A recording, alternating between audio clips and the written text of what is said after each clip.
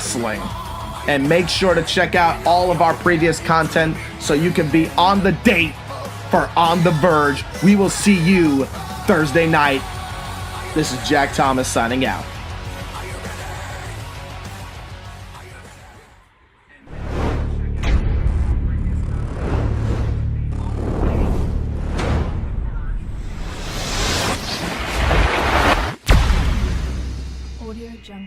Ladies and gentlemen, this is Jack Thomas, the voice of SWW, here to showcase all the matchups we will see Thursday night at On the Verge. First off, we have an official kickoff match between DH Young and Jay Mercer, two breakout superstars here that have a huge opportunity to show the entire world their craft.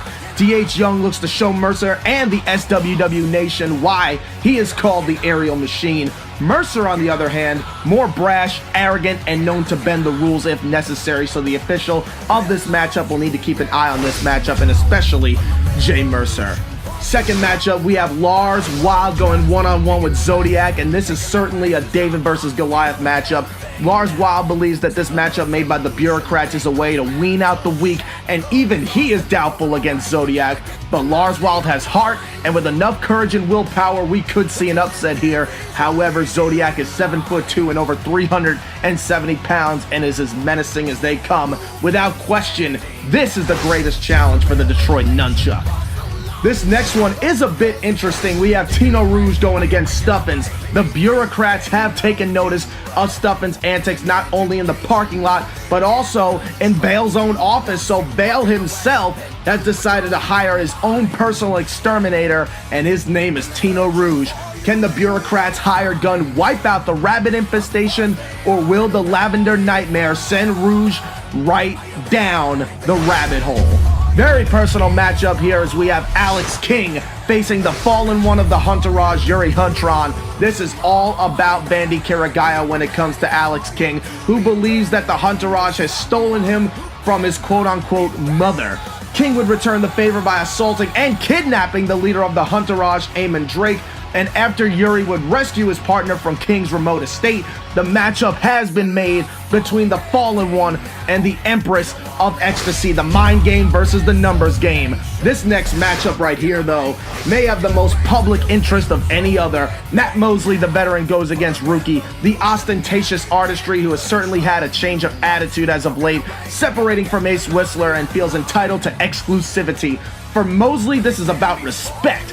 And for Rookie, it is about using this platform of SWW as his platform to make music, and that #1 single is the Crimson Lotus Gorin. Coming up next is a battle of the bulls as Blake Carnage takes on Shogun. One of the most talked about superstars here in SWW has been Shogun, and will certainly be a fan favorite in Chicago this Thursday night. But will he be able to beat down the Horsemen, or will the Anti-Machine teach one last lesson to Shogun by taking Mr. 405 to the woodshed? It is King Kong versus Godzilla, Carnage and Shogun. And last, our main event of the evening, Everett Crede faces his best friend, his protege, Ace Whistler, and it is to crown the first ever SWW United States champion. Ace Whistler is perhaps the greatest U.S. champion in Call history, but can the pace-setting Ace defeat his former Gen Y leader, or will history repeat itself as the Self-Supremacy walks out as champion? Everett Crede has warned Whistler and all of us to be prepared, and the time to be prepared is this Thursday night, September 19th at 7 o'clock Eastern Time, here exclusively on the Coalition channel on YouTube Premiere. I, of course, will be calling the action at On the Verge, and we look forward to seeing you all this Thursday night for the premiere of Supremacy World Wrestling. And make sure to check out all of our previous content so you can be on the date for On the Verge. We will see you Thursday night. This is Jack Thomas signing out.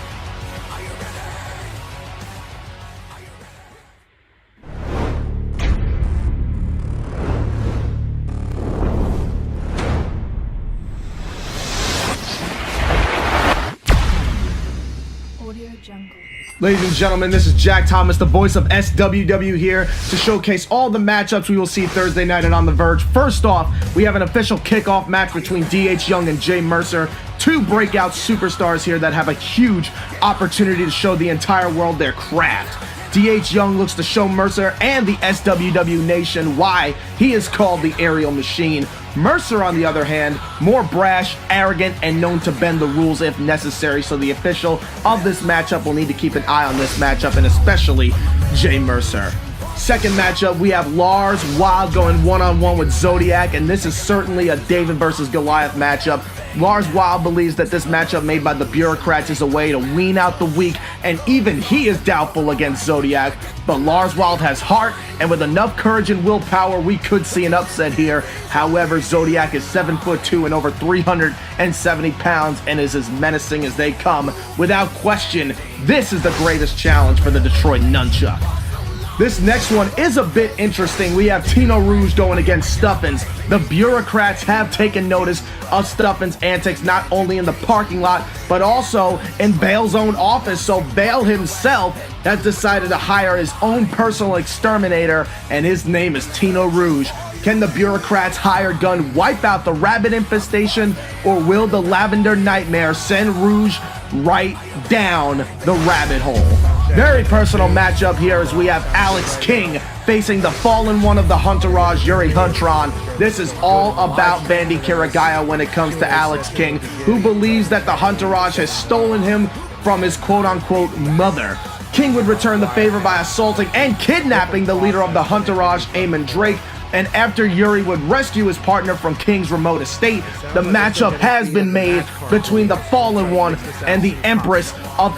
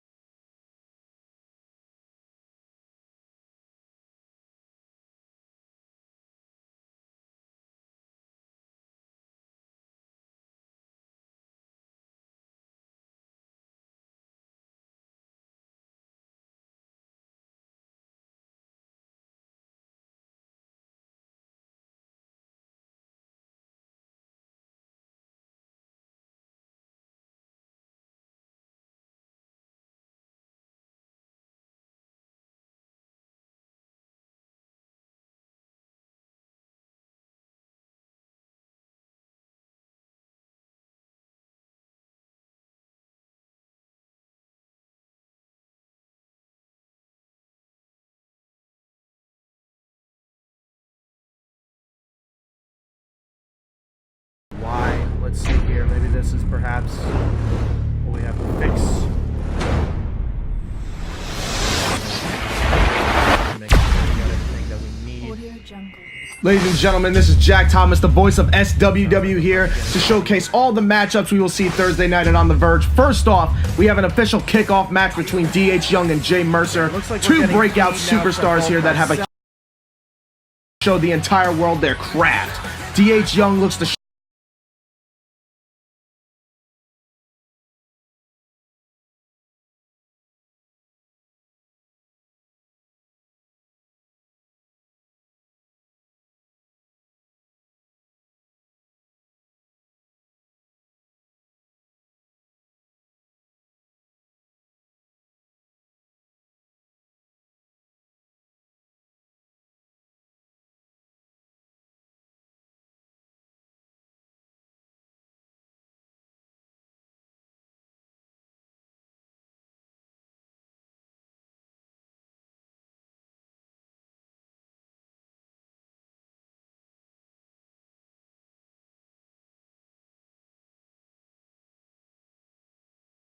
Bureaucrats have taken notice of Stuffin's antics, not only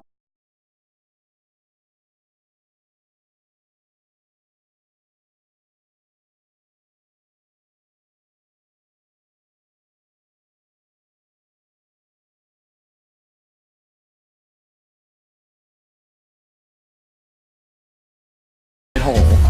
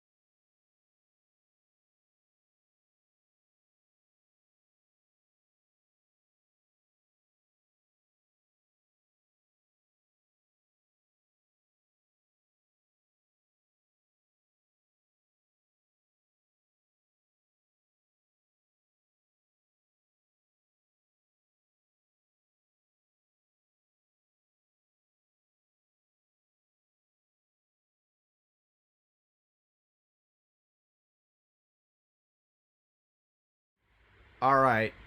I think we got it. I'm going to make sure that I can get some feed here live, and then I'm going to send it over. I will not recommend Wirecast to anybody else if you are listening to this stream. Let's see here. All right. I think we got it. All right. So, looks like, ladies and gentlemen, we have finally figured out the fiasco that is Wirecast. Do not worry, ladies and gentlemen. We will not be using Wirecast for On the Verge tomorrow night. However, it looks like we got everything fixed out and everything has been taken care of. So, within the next 45 seconds, we are going to begin the official Supremacy World Wrestling Q&A. And with that being said, we hope you make sure ask any questions whatsoever. And we will start this officially at 9:23 p.m.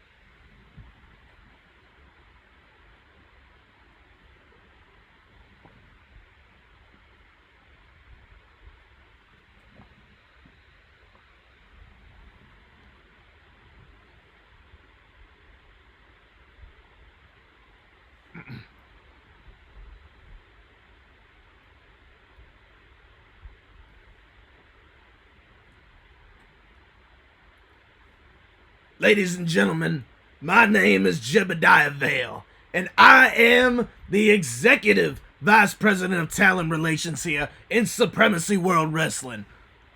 And we want to thank each and every single one of the SWW fans all around the entire world for just sharing the love and the support for the future of online call wrestling. And with that being said, I will now bring it over to the self-supremacy, the one and only Everett Crede.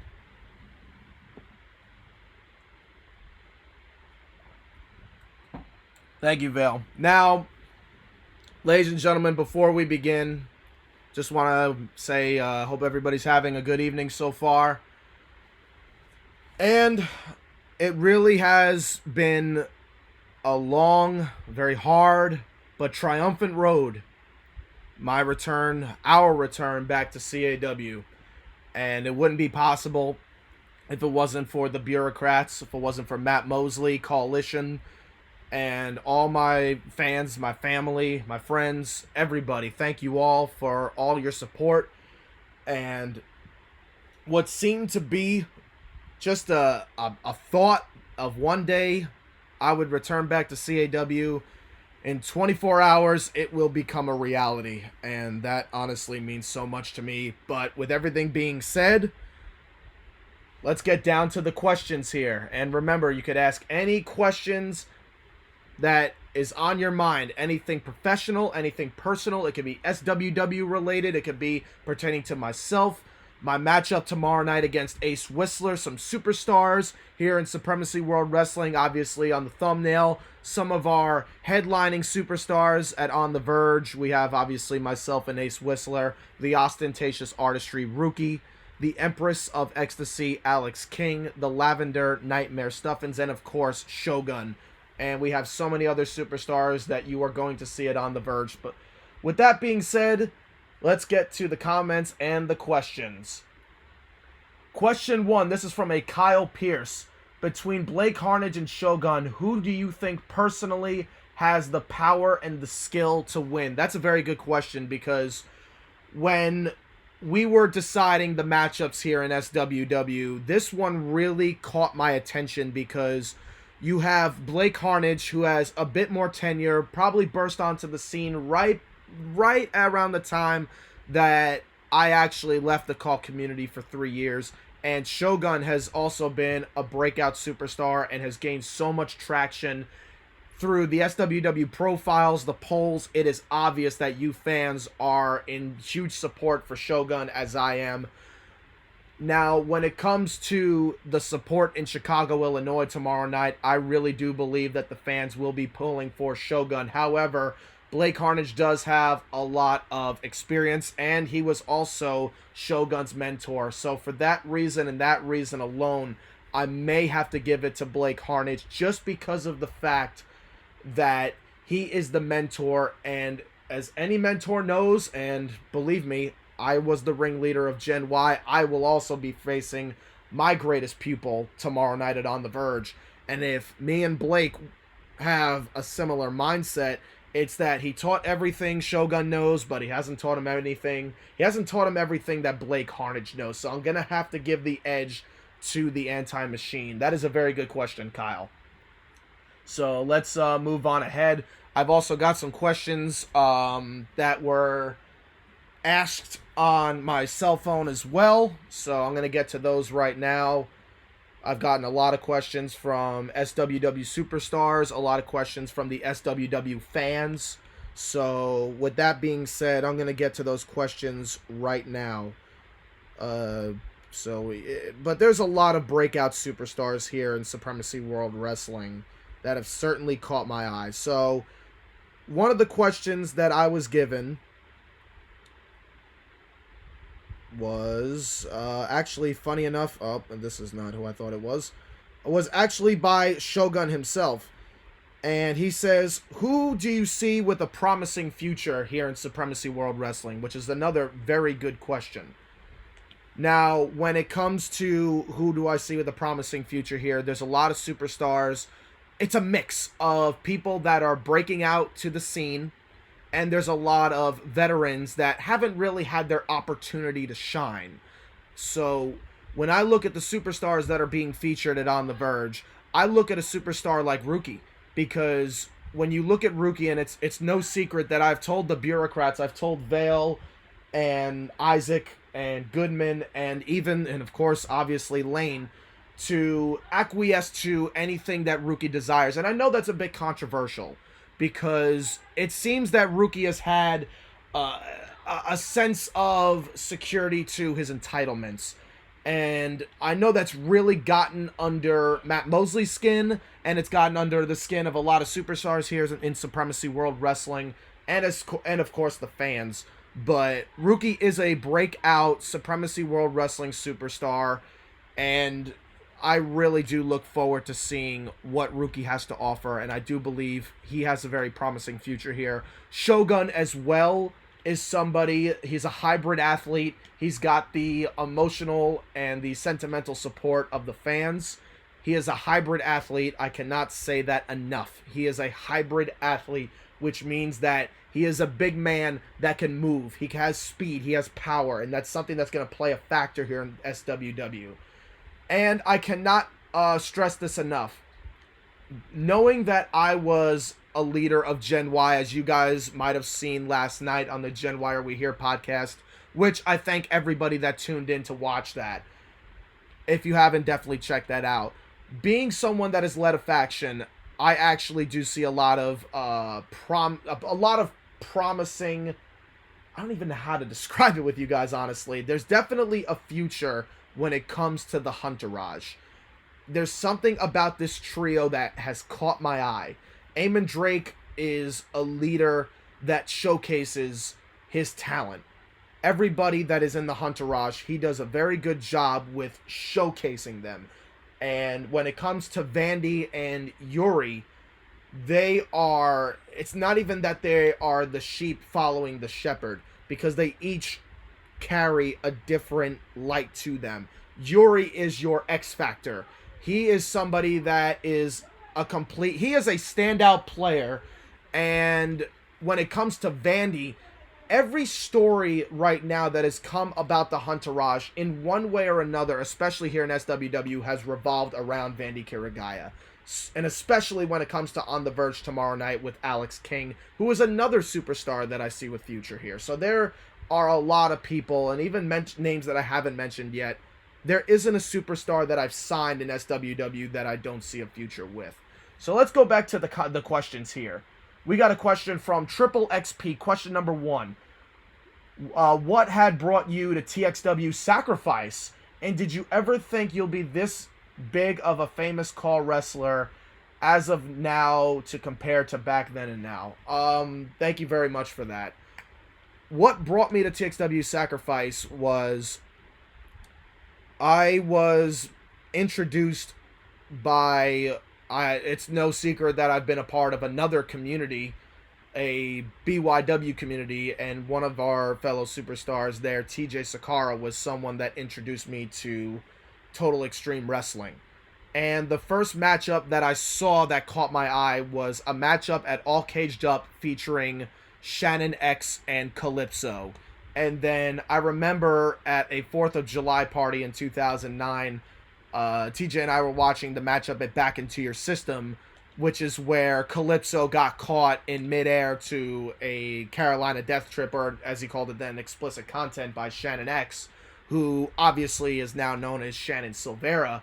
And it definitely caught my eye, but I was like, I was still going through things. I was in a relationship at the time, so it wasn't really the direction I was going towards. But unfortunately, me and my girlfriend at the time, Desiree, we were a great couple, but we split up, and I was going through a hard time. It was my first breakup and first heartbreak. And all of a sudden, a couple months later, I found myself watching Final Testimony 2, and I saw the main event, and this is where it gets really ironic. I see the main event of Final Testimony between Jack Strider and Shannon X. And I remember saying to myself, one of these days, I'm going to be in the ring with those two. And I don't know how, I just don't know where, when, how it's going to happen, but somehow in the main event of Final Testimony, I'm going to be in the ring with those guys. And normally if you hear that on the outside, it's like, wow, that's a load of. But I kid you not, I cannot make that up, and that is actually a thing. Folks, if it looks like we're getting a little bit of lag here, I'm going to see what I can do about this. So we're going to look and see what we can do. Okay, it looks like we're going to be getting some lag issues here. But nevertheless, it's going to just come in and out. Wirecast, like I said, this is the first and last time we will be using Wirecast. Tomorrow night at On The Verge, we're going to be using YouTube Premiere. But going back to that first question, I was like, after seeing Final Testimony 2 with Shannon X and Jack Strider in the Hell in a Cell, I really wanted to join TXW, and I requested to join, filled in my application, and the head recruiter at the time, a TXW superstar by the name of Solus, was the person that recruited me. And then fast forward to Final Testimony 3, and somehow it happened. Shannon Silvera, Jack Strider, and Everett Crede locked inside a cage in the main event for the World's Heavyweight Championship. I cannot believe that actually happened. I would never believe, in a way, I feel like I was good enough, but I never thought that I would ever get to the level where I'm at. And it's amazing how full circle it is now that, I went through some things this year personally, and now I am creating my own online CAW league. It's truly fascinating. So let's continue here with some more questions. Amazing questions so far. What is your this is from Pierce. Okay, what is your favorite match you're looking forward to the most? I'm gonna assume this is about On the Verge. There's a lot of matches that have caught my eye, but if there is one that I am really like looking forward to other than my own, and yes, my own is my favorite that I'm looking forward to, because as a superstar, you need to buy into your own investment, because if you don't and you're too humble, then the fans are going to see that in you. So you need to show pride in your own self. But if I'm going to say, other than my own matchup, if there is a match that has really caught my eye, it is actually going to have to be the Matt Mosley rookie match, because I'm old school. I am all about nostalgia. That's how I've always been with wrestling. It could be about CAW, BYW, the pros, no matter what it is, I'm always about nostalgia. And when you see two of the best when it comes to the tag team division, you know, Matt Mosley was a tag team specialist, whether it was Moslix back in TXW or the Saints of Apostasy with CCE. He is a tag team specialist that has now branched out on his own and is a veteran in his own right. Rookie was a member of a tag team that I can't even say because we don't own the branding rights to that specific tag team name, but he was aligned with Ace Whistler. And Rookie and Whistler were a fantastic tag team, but now not only has Rookie branched out on his own from that tag team, but also you see a different attitude in Rookie, something that is more artistic. And I did some homework, you guys. Rookie has this mentality of that I keep saying that SWW is an empty canvas and I want you to paint your painting. Your own painting, your own creation. Rookie's almost taken that literally. Like, he is, in my eyes, and I was actually talking to Rookie about this earlier. Rookie reminds me of John Lennon. He is the John Lennon of CAW. Let me explain this. That tag team was the Beatles. And Lennon would leave Paul McCartney, my mistake. He would leave Paul McCartney because this wasn't the direction he wanted to go in. And Yoko Ono was the person that kind of influenced him to do his own thing. And next thing you know, Lennon and Yoko would, you know, all the vulgarity, all the artistic vulgarity that they shared to the public, that was no longer silly loved Paul McCartney songs anymore. They did their own thing that was extremely abstract, very graphic. And that is something that really reminds me of what Rookie is doing now. And that's why I say Rookie is the John Lennon of CAW. And I really can't wait to see how that attitude plays out tomorrow night at On the Verge. And I will be watching that matchup very, very closely. Very good question there. So, let's see. Next question we got. This is from CH Gaming, Cody Hagan, one of our crossover fans that is actually from both communities, the CAW and the BYW community, and I'm really all about bringing more fans in from both communities to enjoy Supremacy World Wrestling. Will we see TXW legends join SWW? And will we see an SWW women's division? Funny enough, Jin Cruz actually asked me about the women's division as well. So let's start with that. We did a poll recently on the SWW Twitter of which division we want to see the most. We're trying to build up our divisions one piece at a time, because if we build everything at once, people aren't going to focus on everything. They want to focus on singularity. And if you focus on singularity, you're going to notice it more. So we wanted to build up our singles division before anything else. And it seems that it has really launched. So now we want to launch another division. And we want to do our divisions one at a time so you can appreciate them more. And out of all the divisions, the women's division actually came in last place. So we're going to be waiting a little bit of time before we actually decide to build a SWW women's division. So that's not going to be We're not going to see a women's division at the moment here in SWW, but beware, we will be seeing another division break out here in Supremacy World Wrestling once 2K20 arrives. Great question. Next question is from Jay Mercer. Do you think Lars is going to die against Zodiac? Oh, well, that's a strong... I don't think Lars Wild is going to necessarily die, but it is definitely on paper a mismatch. And Vale over here, I really think, has played a part in that. But nevertheless, Lars Wild has his gravest challenge. Do I think Lars is going to come out on top? Honestly, it's not looking good. Lars is definitely... It's not just Lars Wild.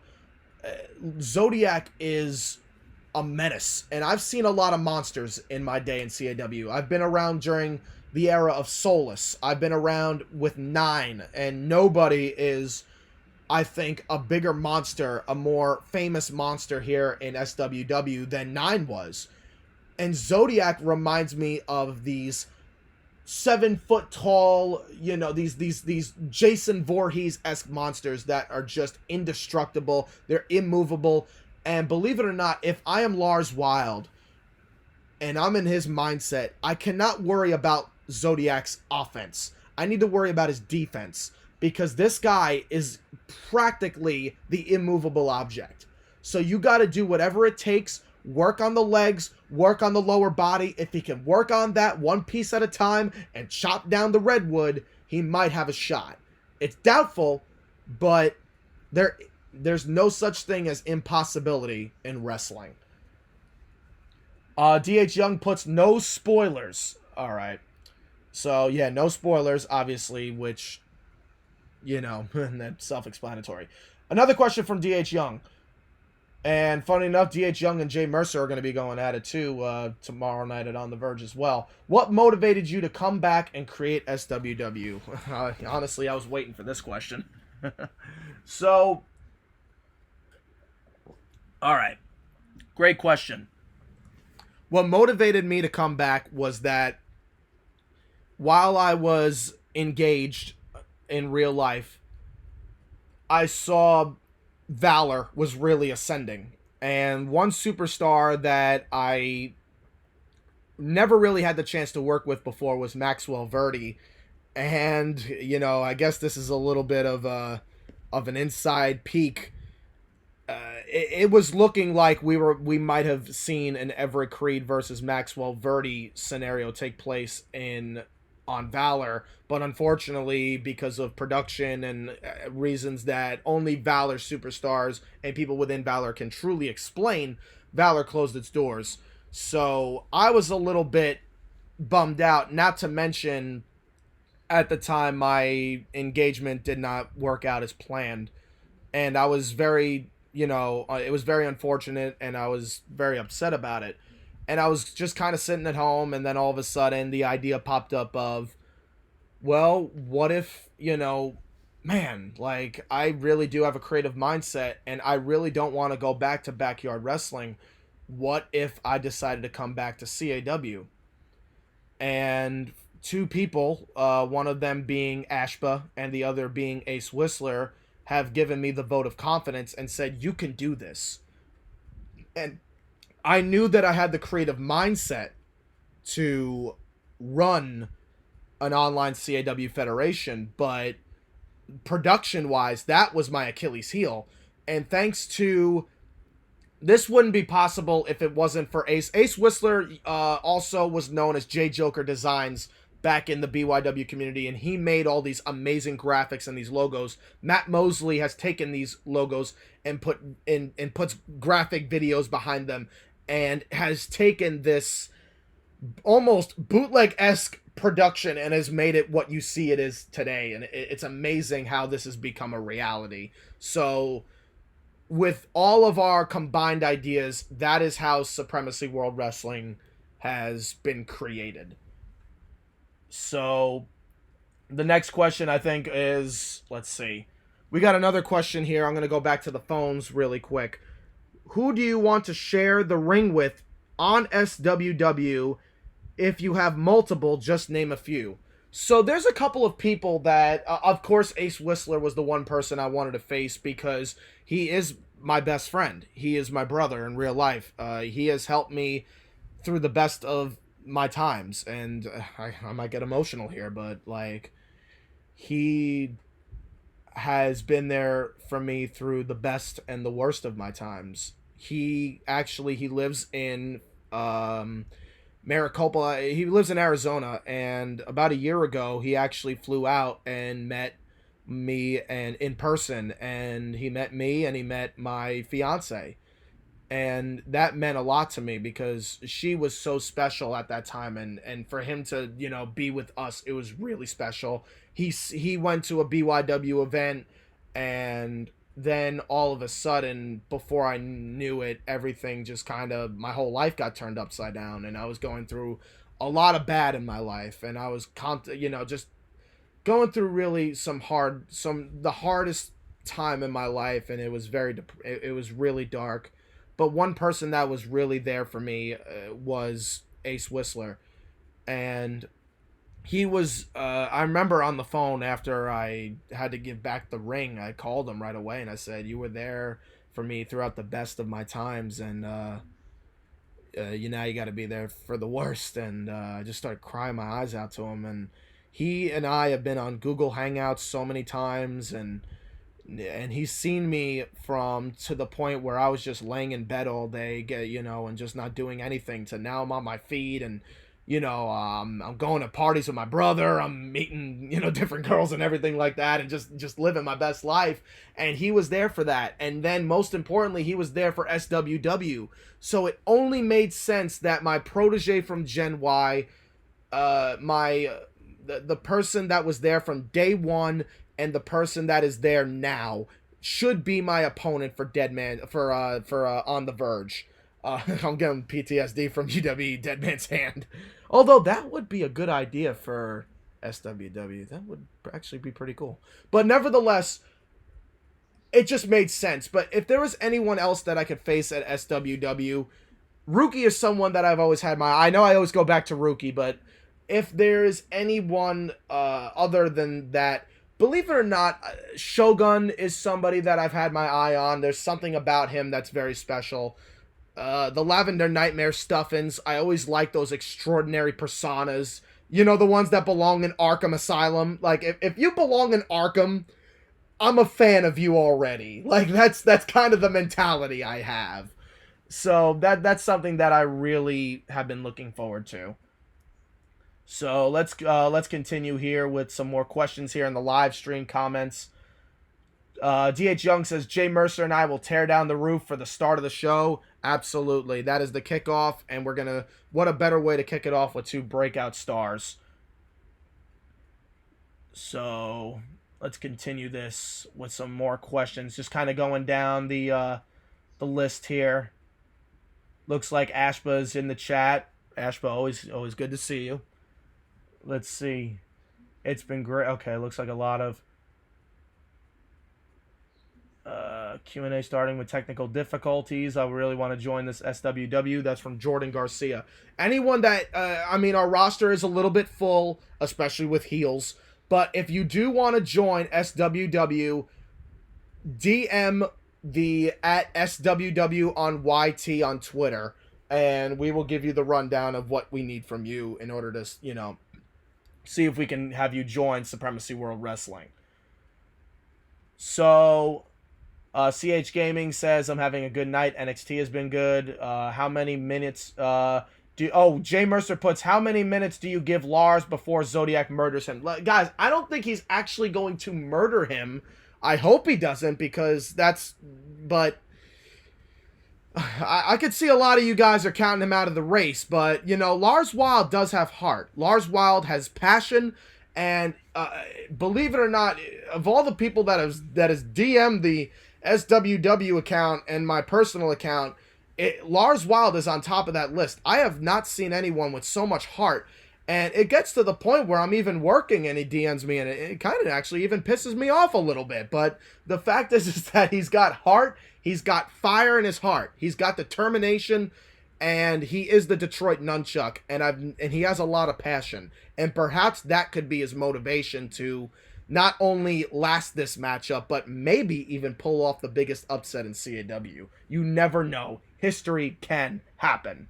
Next question from Stephen Porter.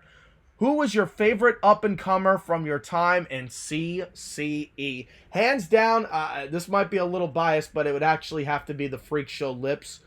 It's a character that is just so eccentric and very unique, very provocative, and very obviously demonic and homoerotic. And it's unlike anything I've ever seen before. It's very intoxicating and just somebody absolutely strange. Not to also, I guess I'll, feed your ego a little bit. Garfield Wentworth was also somebody that I enjoyed. I felt like it was a shame that after I left CCE, I wish I could have done more with Garfield Wentworth. The Fruit and the Fresh, I loved the boy band gimmick. That was so entertaining. There was a lot of people in CCE that I actually enjoyed.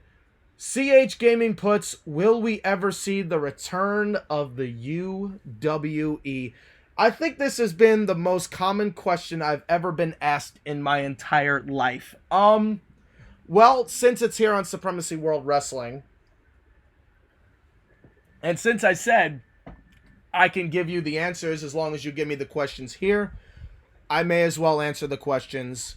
It is not likely that we will be seeing the return of UWE, mainly because, and here is the God's honest truth, that obviously isn't live. All the stuff that we filmed from the UWE was from the previous year, and I was in a faction with my fiance at the time, and the Stark Supremacy was the greatest thing happening in the UWE, and because of what happened, it is very, very difficult, and and that's the easy way to say it, just looking back at the footage and looking back and seeing what I had with who was going to be my wife, and just looking back and just seeing, being like blown away by the beauty and all that, and it just kind of put a bad taste in my mouth.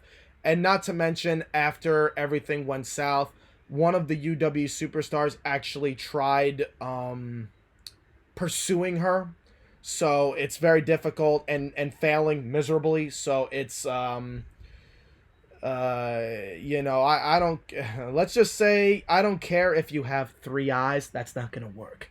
But nevertheless, just looking back at the UWE, it just has a taint to me. And that's why I've went to Newburgh now, because that's where I'm going to be doing my backyard wrestling. But as far as what I am producing, it is strictly Supremacy World Wrestling. I am full-time back in CAW. I cannot wait to see those comments. All right, moving on.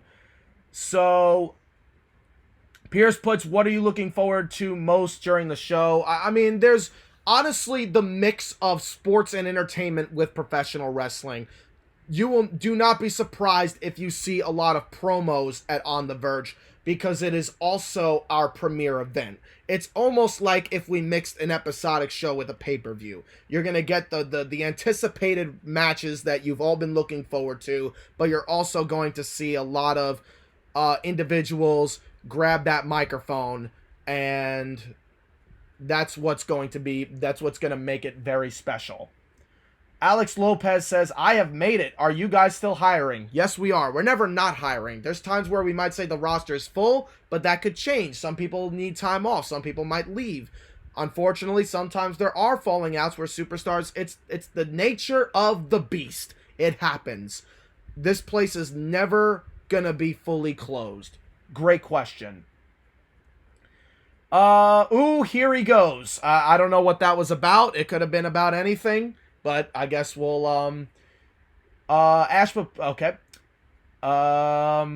But, right now, let's see. Right now, the roster is a bit full, but it's going to be a lot more difficult to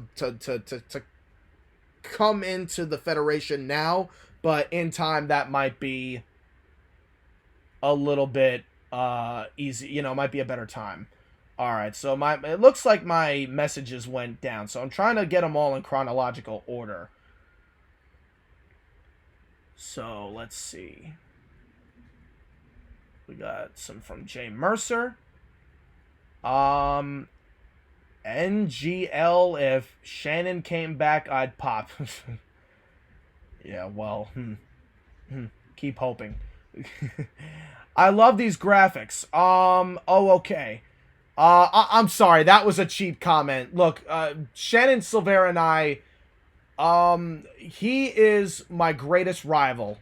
And, I mean, no, he's not an SWW, but he is, somebody that I look back to back in the day. Shannon Silvera, was there for me through my best. Yes, we've had falling outs in the past. And you know what? In the end of the day, the last time I actually had communication with Shannon, it was when I actually announced my engagement, and he congratulated me and her at the time. So, and he's doing good things right now personally. So, but yeah, no, I look back. Yeah, Shannon and I had an amazing rivalry. It almost feels like it was incomplete because of what we can no longer see from the 2013 comments, but I became TXW World Heavyweight Champion by finally beating him, and I do have the utmost respect for him. Moving on. Is it too late to ask questions? No. We're still asking questions now. I think the questions are going to probably stop around 10:15, 10:20, but we'll see. So, let's see. Ashba raises hands. Ashba, if you have any questions, by all means, ask away. You are the Queen of Obscene, the only two-time Valor Women's Champion. If you have any questions, ask away. And that goes for anybody. So, let's see. Lars Wild, of course, Jay would ask if I would die. Lars, you got heart, you got determination. Just focus on the lower body. Focus on the kicks to the leg, chop down the redwood, and you have a shot. All right, let's see here. Can I get a count of how many times you say rookie? You can't count that on two hands. Lars Wild, how many people on the roster do you think will complain when I don't die at On the Verge? I think as far as competition goes, you might have a few, but I don't think anyone's going to complain if you aren't deceased. Very strong. I mean, I know Zodiac is a fierce competitor. Honestly, he's not even a competitor. He just looks to destroy anything that stands before him, but don't count Lars Wild out of the race. D.H. Young with a question. With shows like FAM, Unite, Valor, and soon ROX ending. ROX is ending? Well, that's news to me. Still look invisible to me. Alright, are there any superstars from those shows that you would like to see on Supremacy World Wrestling? When I think of FAM, obviously, there's no denying what FAM has done. Me, professionally, I hated FAM, and here's why. They were our competition back in the day. So I really had to put it in myself that I hated this company. It's the same way a WWF superstar would feel about WCW and vice versa. They were the competition, even though they were on PlayStation 3 and we were on Xbox 360. But there's no denying what FAM has done. And when I think of FAM, yeah, I think of like a Ron Buster. But then again, I'm old school, so I even think of Andy Badwool. I think of guys like that. But yeah, there's obviously other names out there in FAM that stood out. BH was one of those guys that stood out. Ron Buster was one of those. I think Ron Buster, for me, was one of the biggest names out of FAM.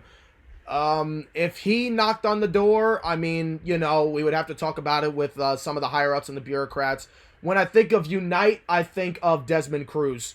You want to talk about somebody that has started out with a, okay CAW, kind of basic, and then evolved the character and became something so much more. Cruz is one of, if not the most improved CAW I have ever seen. When he was in TXW in 15, I just thought, okay, typical, biker gimmick.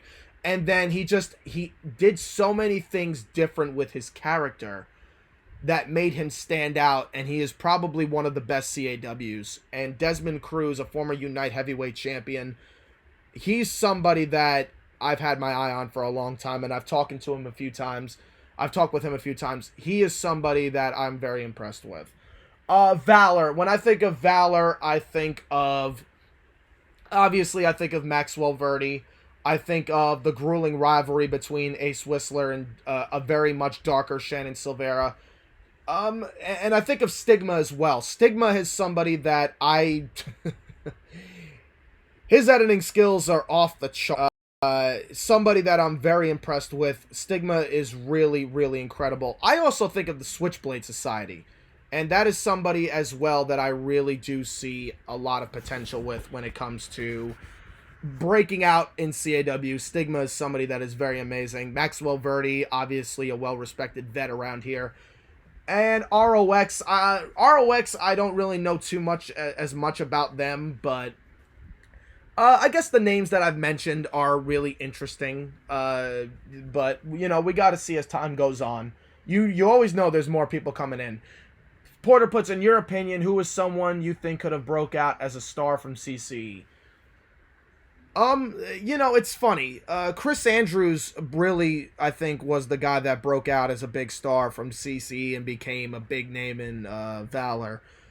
There was a few people that I saw, but one of them was, funny enough, I was sold on this kid, Travis Jones. I don't know why, but everybody's like, wow, you seen Travis Jones? And I don't know, there was just something about that kid that I really enjoyed, and I even put him at Gen Y at one point. He was somebody I liked. I was, you know, obviously into Garfield Wentworth. I was into the Freak Show Lips. I think Matt Mosley had some opportunities as well. Zayden Morgan. There was a lot of people in CCE that I thought, you know what? But if there's actually one person that I think could have became the star in CCE, without question, it was Brother Cam. And that is somebody that knows how to use that microphone. And it's a shame that we didn't get to see that revolution take off with Brother Cam and Manir Ahmadi. Because those guys, that was incredible. Cam actually now is in the independents. So look up Cameron Jackson. He is becoming a big star in the Southeast when it comes to the independent wrestling scene. Number one. Moving on. Thank you for answering my question, but what, this is from Triple XP. What was your favorite thing about feuding with Shannon Silvera?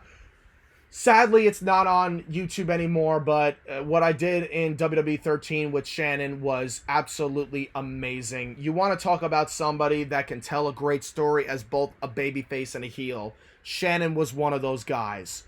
He was amazing to work with, and even when SWW is all said and done, I still think I'm going to look back to Shannon Silvera as probably my greatest rival, because there's just something about him that is nostalgic when it comes to CAW. But another thing that I loved was what I said last night on the podcast, that this was my opportunity for what I did best and what he did best. He was best at leading factions. He loved leading the faction of SFA. I was leading the faction of Gen Y, and seeing Gen Y versus SFA boil down to Silvera versus Crede. But what I loved the most about working with Shannon was just communicating with him and just seeing how Shannon's mind worked was simply incredible. And I really loved seeing how Shannon's mind worked as one of the greatest mindsets in CAW. And us just going back and forth, talking spots in the matchups. It was a lot of fun working with Shannon. Truly incredible. TF2 Bill puts, what did actually make you want to come back to CAW? I was genuinely surprised that you came back. So I explained it earlier that I was going through a hard time, you know, with a heartache, and you know, I decided, you know, go back to my roots, and one of those roots was CAW. Lars Wild puts, sorry, I'm guessing that was about me. Yeah. Jordan Garcia puts, what do you think of the Bray Wyatt new gimmick, The Fiend? I don't go to the pros. Actually correlates a lot to SWW, as a matter of fact. So, in order for a superstar to keep fresh, in order for a superstar to maintain with himself. In order to stay over with the audience, you need to change. You need to adapt. Because if you don't, you're going to go stale. And I've seen a lot of superstars where they have kept the same look for years and years and years, and it died out because it got too stale. And superstars need to freshen up. They need to keep fresh. They need to change the scene. They need to change the look. And Bray Wyatt went from being the most charismatic WWE superstar to the most charismatic WWE superstar. And I love it. I've been always a big fan of Bray Wyatt. I think he is honestly the best thing going on in WWE. And if he loses on Sunday, October 6th inside Hell in a Cell, then I'm going to be watching a lot more of the Elite, if you will. Moving on. So, yowie wowie. Alex Lopez puts SWW is a show that is going to be big because this show is like for new people and helps Crede to be great. Thank you very much. I really appreciate that compliment. That means a lot to me. It really does. DH Young puts passion. You should see him when we play Mario Kart. Oh, don't do that. You play with Mario. I was 4 years old. My cousin threw the red shell right before I crossed the finish line. I chucked her down a flight of stairs. I get competitive with Mario, so get ready. Silvera. Yeah, that's his last name. Got it from Korn. All right, moving on. The editing of this show is very impressive. I mostly edit music, but I edit shows and all. But I really like this. Thank you very, very much. Let's get to some more questions here. Ready to hear these promos. Proving Ground Wrestling. That I know that was fellows from Newburgh. How you guys doing? Your top 5 favorite CAW promos ever. Son of a. Oh God. You know what? It's funny. I was actually telling a lot of people this today.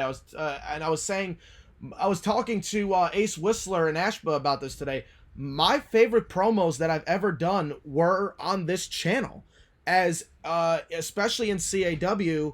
I really enjoyed the Be Prepared promo that I did targeting Ace Whistler. But if I have to go to other promos that have been around in the past, I gotta go back to the contract signing that I've had with Shannon going into Honor, Glory, Respect. I have to go to a lot of the stuff that we've seen from Lips, because I always liked seeing his stuff. To be honest with you, go to Valor episodes with the Shannon Silvera feud with Ace Whistler. Very, very deep throat, very personal. So I really enjoyed those as well. Stuffins is a freak of nature. I really enjoyed a lot of things that I've seen here on SWW, but also I gotta look at promos from, I think one of my favorites was the season, it was the WWE SVR 2011 premiere part 1, and Jack Strider cuts a promo on TXW general manager at the time, Trent Evans. Guys, check that out. And get ready to laugh. Moving on. If you Porter puts, if you could face anyone from my era of CAW that you haven't faced, who would it be and why?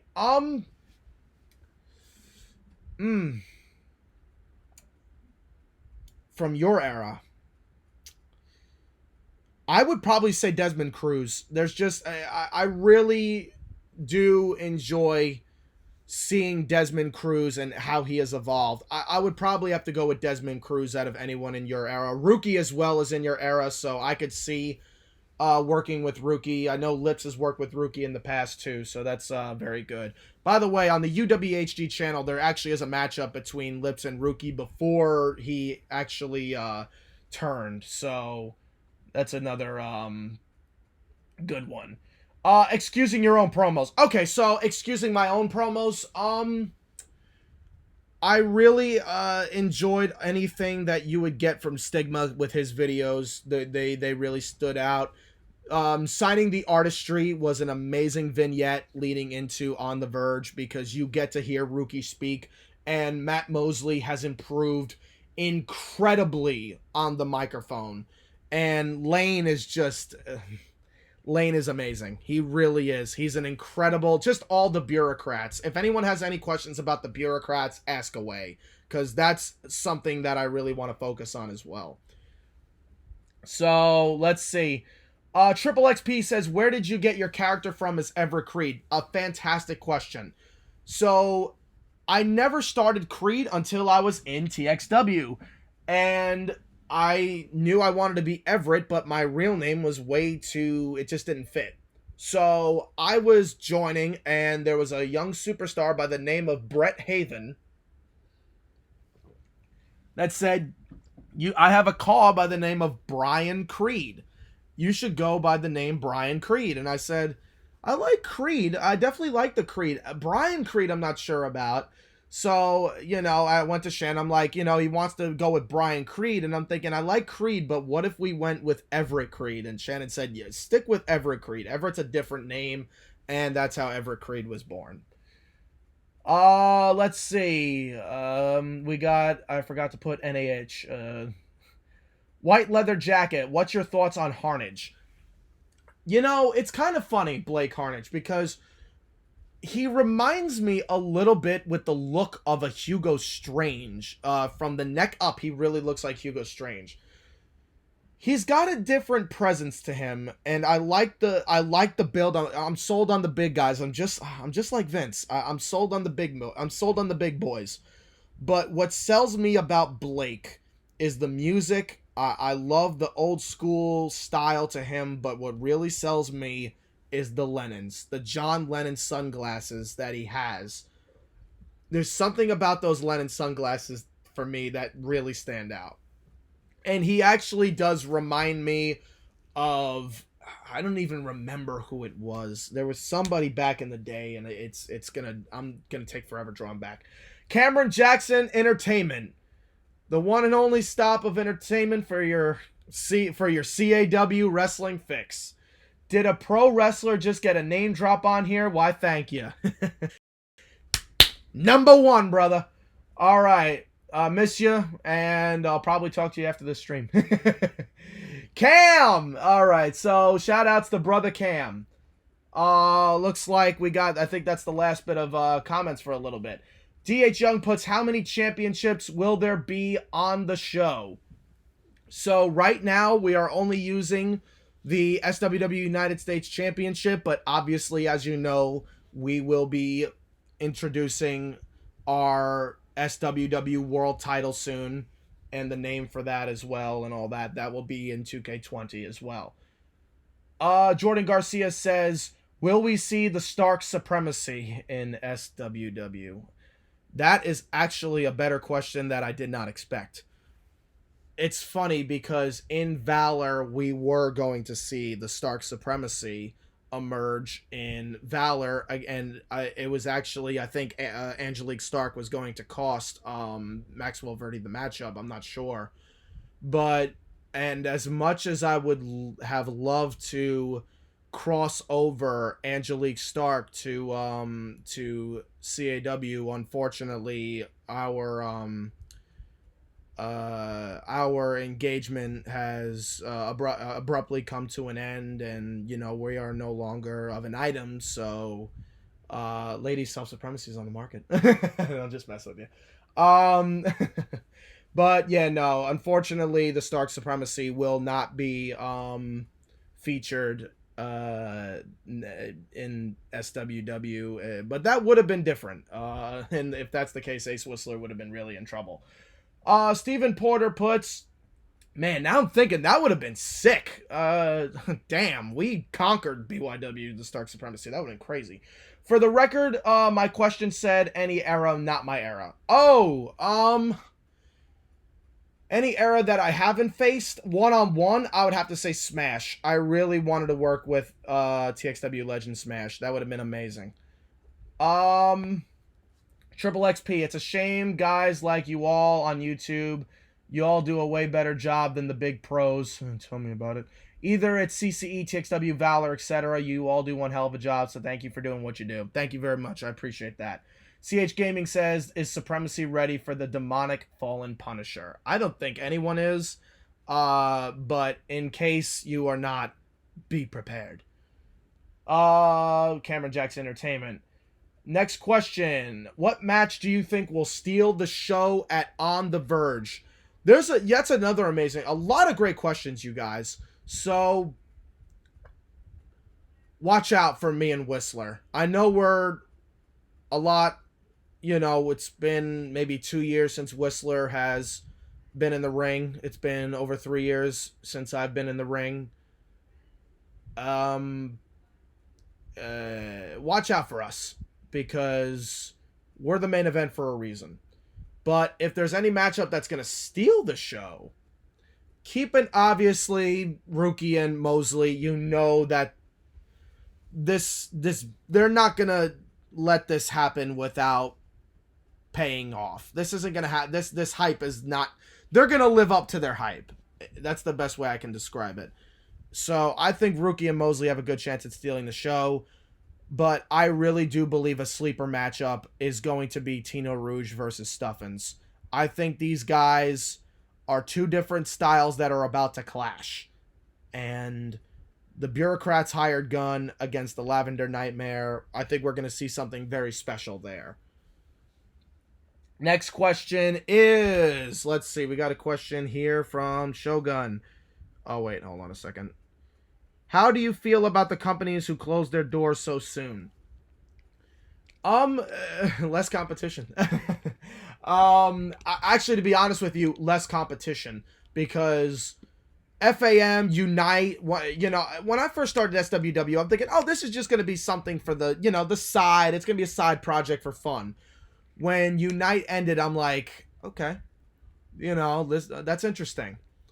They're really good, but, we'll see. Once Valor closed its doors, this was no longer a side project. Once Valor closed its doors, and this is a shot, and this is a message to anybody else if you're running a call league, I'm coming for number one. And if you stand in my way, you're gonna lose. I can assure you that. When I put my dedication into something, like I did with the UWE, yeah, we only had 1,000 subs, but guess what? And Cameron Jackson can vouch for it. We were bigger and better than anybody out there in the name of the game. Nothing changes with CAW. I'm coming to be the best. And there's nobody that's going to get in our way. No question about it. I have nothing but admiration and respect for every single person that has decided to put their time, their money, and their effort into CAW. And I have nothing, and I will definitely showcase my support, my love, everything for everybody out there. But once that red dot comes on, I'm not looking out for anybody except those 3 letters, that SWW. Because there's a reason why it's called Supremacy World Wrestling. I'm coming for the top. Next question. You gotta have that hunger. Next question is from White Leather Jacket. How did lips come to be? Like, how did you think one day I'd try a different character? All right. I guess we'll pull back the curtain just a little bit.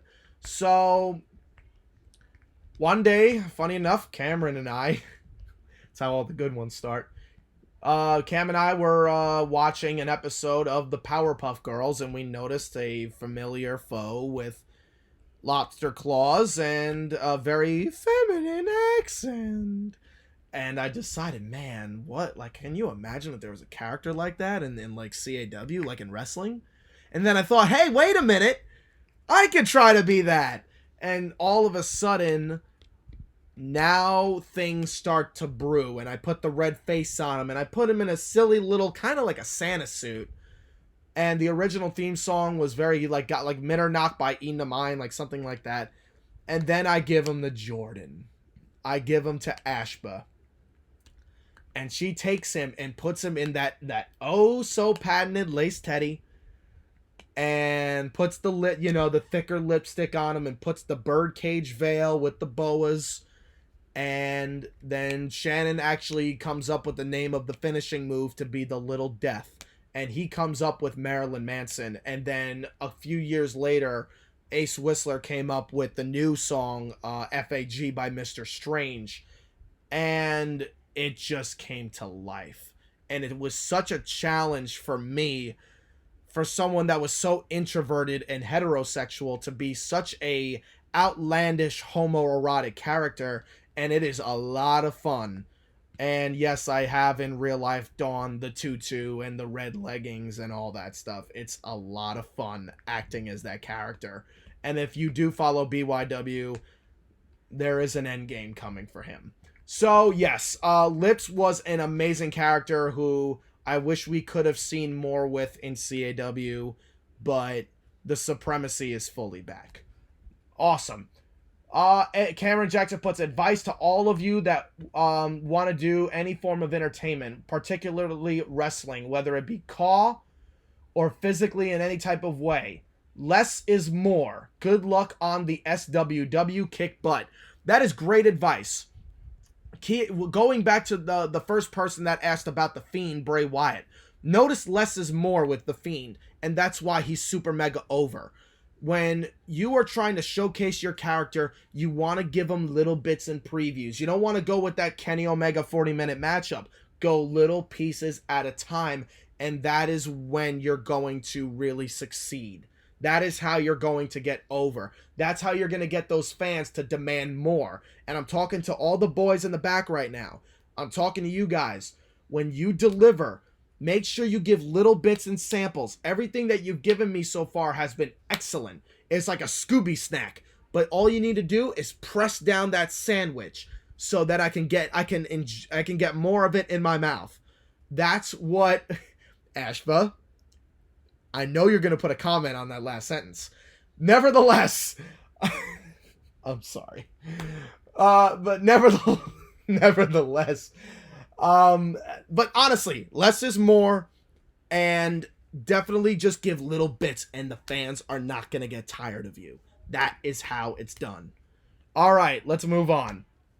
Stephen Porter puts, speaking of Smash, if anyone could drop his theme in my DMs, I will love you forever. His theme song. And there it is. There's the comment, Ashpa. All right, so oh, she's got the mic now. Oh boy. Anyway, so Smash's theme song is called House of Pain. I don't know who it's by. So let's see. Let's continue on. Hey, okay, here we go. Okay, then we go. Also, one last time. Oh, I've got the mic now. Oh, man. Yeah, we all miss it, brother. We all do. But keep doing your thing. Kick butt in the independents. We love you. We all do, and we all miss you. Definitely, we saw like some hidden gems on Twitter. You guys want to see Brother Cam come back? Show him enough love, and maybe give him some, maybe give him a little scratch. He might consider it. You know, just send him some quick cash. Porter puts, what would you have done differently in CCE if you hadn't been pushed out the door? Oh, I wasn't pushed out the door. I left voluntarily. And I think that's the one thing I would have done differently in CCE. So I guess we'll give the truth of why CCE and the whole Shannon, Brandon Young falling out. A lot of people thought that I left CCE because I was pursuing my relationship with Angelique. And actually, a lot of that wasn't true. What happened was with CCE was that I noticed the creative control started to alter to, you know, other people within the Federation. And all of a sudden, the idea that I wanted CCE to become, it was kind of taken out of my hands. So I wasn't pushed out of the building, but I was definitely pushed out of the creative department. So I was a little like, this isn't exactly what I wanted it to be anymore. And then all of a sudden it started feeling like work. And anytime you're working in a federation and it feels like work more than fun, that's when you gotta cut it. And all of a sudden, I would notice I was spending more time with Angelique, and I guess people thought that I was choosing her over them. But it was just my frustrations with the company. And then it just kind of blew out into this misunderstanding proportion, and it led to a bad fallout. But they apologized to me, I apologized to them, and things worked out for most people. There's still a few that haven't, and I don't talk about that really so much now, but nevertheless, CCE was still, I look back and it was still a good time. And if there was no CCE, that we wouldn't have seen the launch of a Rookie or a Lips or a Garfield Wentworth. So I really do think CC has left that legacy. And not to mention, CC has also launched superstars like Chris Andrews. And, he is somebody that has really broken out into a much bigger scene. So, for that, big success. Jordan Garcia puts, SWW, how many pay-per-views for 2K19 or 2K20? On the Verge is going to be our only event on 2K19. We might put some more like vignettes and content out for 2K19. If you guys demanded enough, we might even put out some more superstar profiles.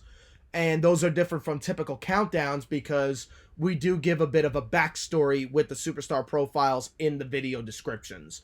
So if you guys want to see more of vignettes, more of superstar profiles, whatever you guys want to see other than full shows, we'll do that on 2K19. Once 2K20 happens, literally within the first 2 to 3 weeks, we're going to start production.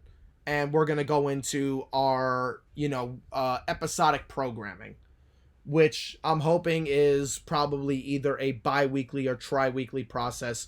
The way we edited on The Verge, we're going to do it a little bit differently for the future. So, next question.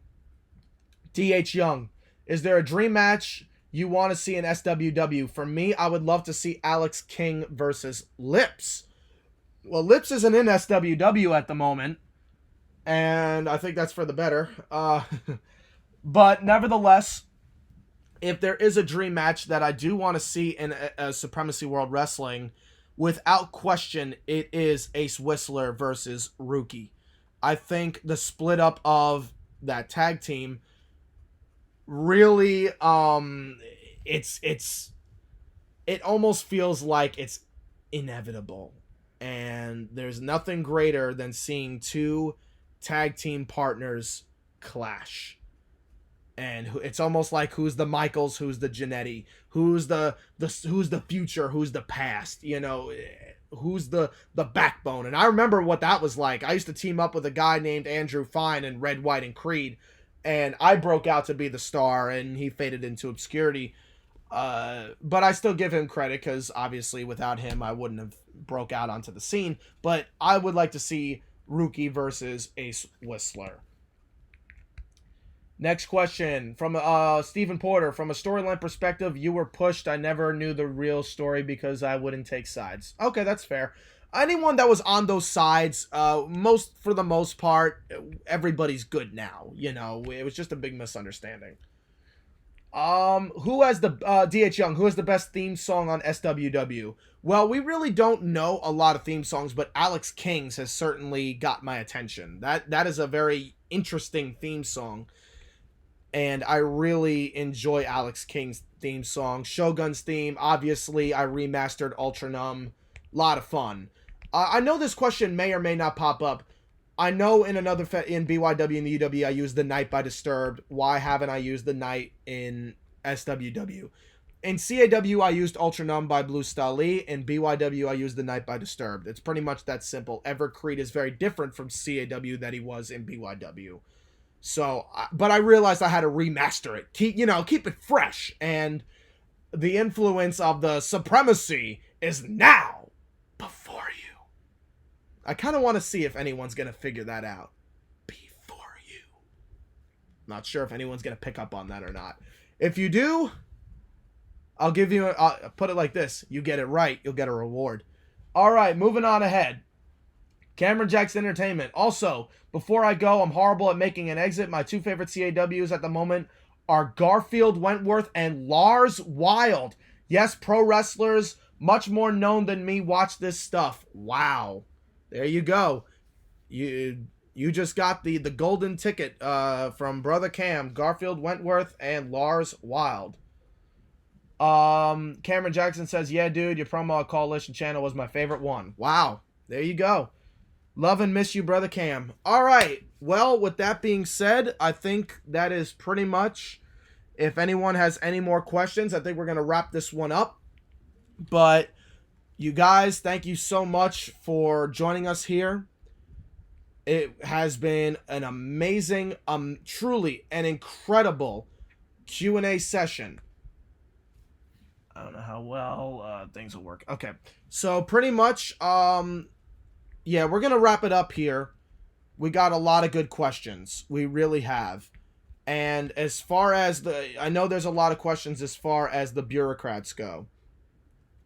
As far as the bureaucrats are concerned, they are the authority. Yes, I do have a bit of pull here in Supremacy World Wrestling, obviously being the founder and the investor and all that. But Vale is the head of the bureaucrats, the vice president of talent relations. Goodman is our attorney. Ryan Goodman, our attorney. Jebediah Vale, our executive vice president of talent relations. Peter Lane, our executive vice president in production and programming. Goodman is our chief legal officer, and then we have Isaac as our chief financial officer as well. The bureaucrats are certainly a force to reckon here in Supremacy World Wrestling. So tomorrow night we will be live here on Coalition, exclusively on Coalition. And the time zones in America, we got 7 o'clock Eastern Time. We have 6 o'clock Central Time, 5 Mountain, 4 Pacific, midnight in the United Kingdom. You guys, this is an event you will not want to miss. We have an amazing stack card. We have D.H. Young and Jay Mercer, 2 breakout stars. We have Shogun and Blake Harnage. We have Stuffins going one-on-one with Tino Rouge. We have Rookie and Matt Mosley. Certainly, that is a battle of respect for Matt Mosley, and that is a battle of opportunity, of artistry when it comes to Rookie. Alex King versus Yuri Huntron, Lars Wild versus Zodiac, and of course, myself, the Self-Supremacy Everett Crede versus the pace-setting ace, Ace Whistler for the United States Championship. And you guys, it will take place in Chicago, Illinois, in the Allstate Arena. And with that being said, I hope you guys have a very good night's sleep, because tomorrow the revolution begins. Are you ready? I don't think anyone else is, but on the Verge, it's going to happen. It's going to be so exciting. Get ready for so many amazing moments. And yes, there might be a surprise or two.